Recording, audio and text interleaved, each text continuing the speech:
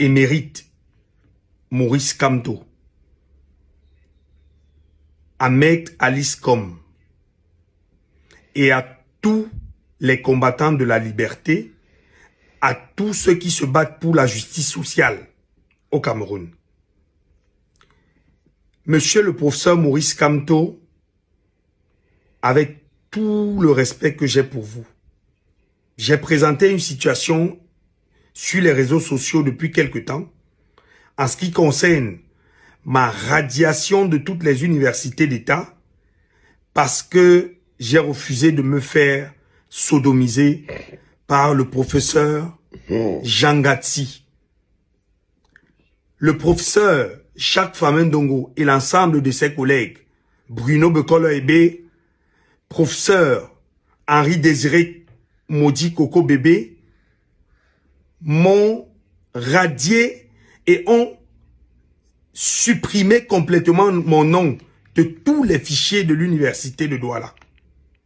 À l'époque, monsieur le professeur Maurice Kamto, j'avais publié ce livre, le véritable visage de nos universités.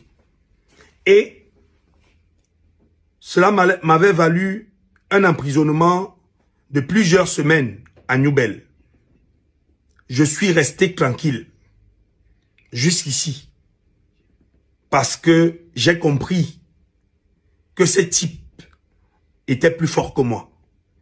Mais depuis un moment, j'arrive pas à dormir parce que cette histoire me tourmente. Et j'ai pris mon courage, monsieur le professeur Maurice Kamto. Je vous parle parce que moi j'ai foi en vous en tant qu'avocat.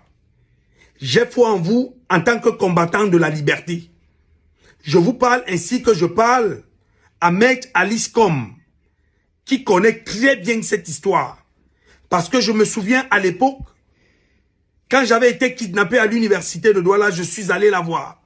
Je me rappelle qu'elle m'avait remis à l'époque un billet de 5 000 pour me permettre d'aller payer des CAC 1000.